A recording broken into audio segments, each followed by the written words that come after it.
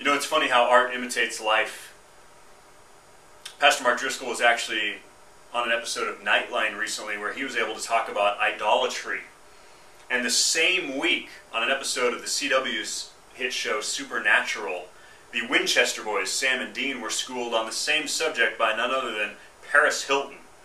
Pastor Mark on Nightline talked about how idolatry takes many forms. It's not the Buddha on the corner. It's not the altar upon which we sacrifice a cat. It can be absolutely anything that we worship and pour ourselves into.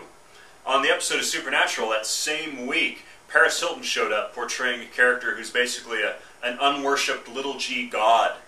And she teaches the Winchester boys a thing or two about idolatry. She actually says to them, as she's got them under her power, that you're the crazy ones. You used to worship gods, but this, and she points to her own celebrity self, this is what passes for idolatry? Celebrities? What have they got besides small dogs and spray tans?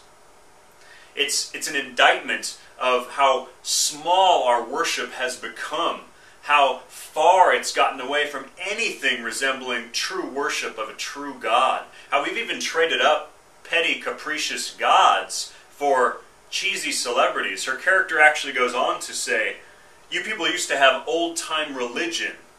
Now you have Us Weekly.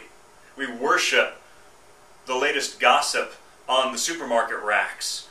That we're obsessed with TV stars and music stars more than we care about anything related to truth or a creator. It's really funny to actually turn on a show on the CW and see truth coming through just as powerfully from the lips of Paris Hilton, no less. The kind of thing we expect to hear from a preacher in the pulpit, but actually threaded through the narrative in some of the TV shows that Christians and non-Christians in our culture are watching. It's an interesting question. As Christians, are we paying attention to these opportunities? Opportunities to speak to and from our culture, and even some of the things that our screenwriters and television producers at least understand is in the ethos of our culture, whether they believe it or not. And for those who aren't Christian and watching, what's it saying? What's it saying about us?